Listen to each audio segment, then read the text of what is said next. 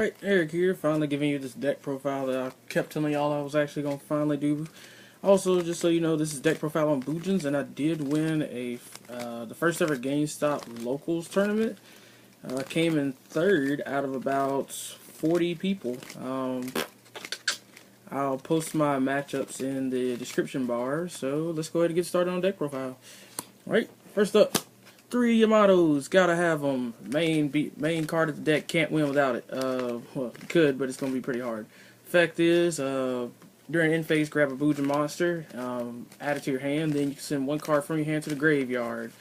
Great card, soul and heart of the deck. Next, you're gonna go with 2 Mikazuchis. Works really good with the Yamatos, or any Bujin Beast Warrior for that matter.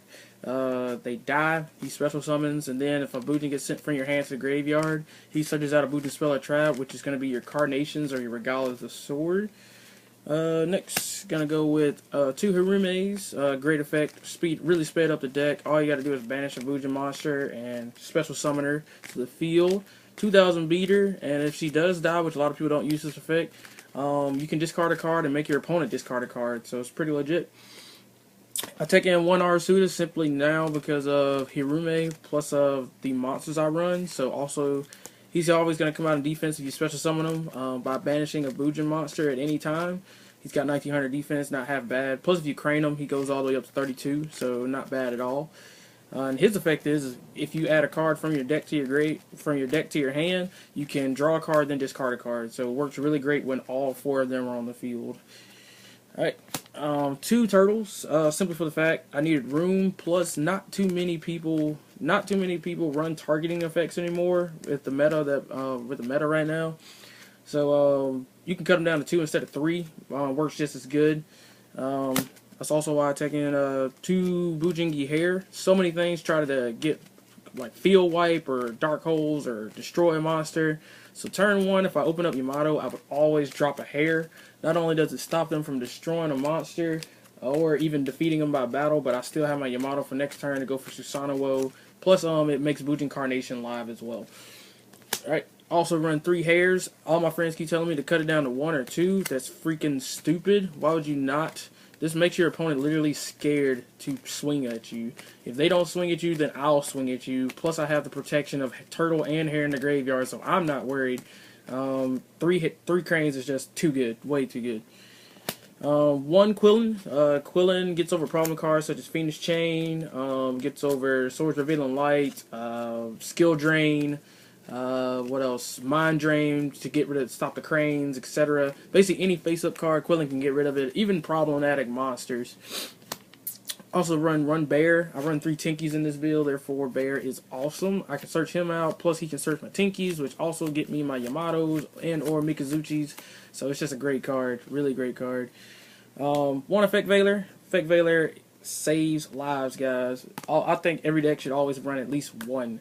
Not only is it a tuner, but it shuts down so many plays that some people commit everything into making, and then you just throw an Effect Veiler on it, and they're just like, what? There you go, Chris. Then also ended up 1 Honest. Everybody knows what it does. Doubles. Everything's light in this deck. Basically makes everything able to run over anything. Alright, that's it for monsters. Now for spells, we got 3 Fire Formation Tinkies. The Tinkies, I still only have 2 gold rares. I would like a 3rd one. You know, this one's common. Look at how pretty this one is. Anybody want to trade, I'm down for it. Anyway, main searcher for Yamato or your Bear to get rid of problematic cards, whatever you want. Definitely great card. Definitely need to run it at 3. Some people tell me not to. That's stupid.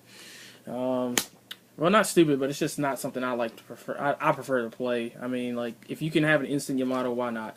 Next is 2 Kaiser Coliseums. If you open up Yamato and this card, and you have like 1 or 2 back rows that to like help you save Yamato, this card utterly shuts down certain decks. Like, some decks just cannot play because most decks cannot work off 1 monster, especially with the game nowadays. It's all special summon heavy. But if you can shut down your opponent's special summon engine, they basically can't do anything. And I really enjoy getting that. 2 Party Dualities. Multiple times I found myself wanting my Yamatos and or my Tinkies to get Yamato or something, or Bear, something. I just needed something in my hand immediately. Power Duality really helped that out. So yes, I like to run it at 2, not 3, because you do special summon in this deck, but you don't have to every turn. But I prefer to go into Susanoo more than anything. Also, if anybody wants to get me a super rare Power Duality, that would be really great. I'd appreciate it. 2 Bujin Incarnations. Like I say, turn 1, get Yamato, drop Hair. It automatically makes this card live. Even if they like try to destroy the field with Dark Hole or something, or even like compulse your monster, something that can send them back to your hand, go ahead and chain it, and plus you'll be safe right after that, so that's not half bad. And this card's always live if they can somehow get rid of it, and it really comes in clutch late game. 3 MSTs. I hate back row. Enough said, really. Got to get rid of it, and I prefer to get rid of it with MST. That's why I run it at 3. 2 Forbidden Lance. When people find out you're playing Bujins, they know what the main card is, which is Yamato. So they will literally save Bottomless Trap Hole, Trap Hole, what else? Torrential Tribute, other things like that. The only thing this cannot get over is Solemn Warning. This card is great, and it really makes a person mad when they waste the card they saved for one particular monster on it. 1 Dark Hole, staple, and 1 Soul Charge can go for basically... You pay 2,000 or 3,000 life points, and you can either make 2 Exceeds or 1 Exceed, or just get all your Beast Warriors back on field and get some effects going. Trap lineup, I run 1 Mirror Force. I have everything that can basically stop monster destruction. 9 times out of 10, you're not swinging on me, etc., etc. So I only run 1. 1 Solemn Warning, get rid of problem cards, especially when they commit to a big play, so that's awesome. Give up 2,000 life points. 1 Bottomless, obviously staple. 1 Fiendish Chain to stop monster effects. Most of the effects I can stop myself because I have Turtle, and most of them target and or destroy. So I only run 1. There's no reason to more than that, in my opinion. You can probably take that out for breakthrough skill. That way you can technically have 2. 1 Compulse, staple, really good card. 1 D-Prism, really good card as well. Gets rid of problem cards like Beals. Also gets rid of Stardust, etc. Stuff like that. Really good card. 1 Torrential.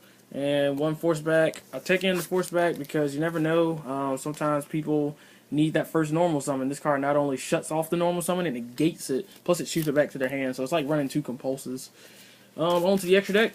Want to run 3 Susanoo. Great effect. 2400 beater. You crane him. He's 48. Plus he can attack everything on your opponent's field at least once. So bye-bye hands. Haha. Also, his effect, attach, you can send a Bujin monster to the graveyard or add 1 to your hand. If you send it to the graveyard, chances are you're going to protect him by sending your hair.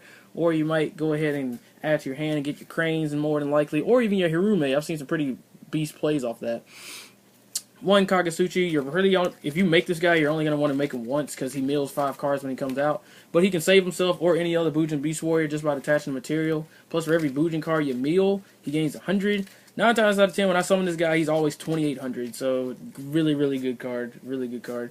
Plus, you got to kill him 3 times. I take in 1 Bujin Amaterasu. Don't really summon it that much. But during your opponent's turn, I can add a banished Bujin monster back to my hand. And during my turn, I can add a monster from my graveyard back to my hand. So, pretty legit just by attaching 1. You can do it at any time. 1 Omega. Everything's light. 2 level 4s. I hate back row. Got to get rid of it. 1 Tiger King, barely make it. Get your Tinkies, that's all it really does.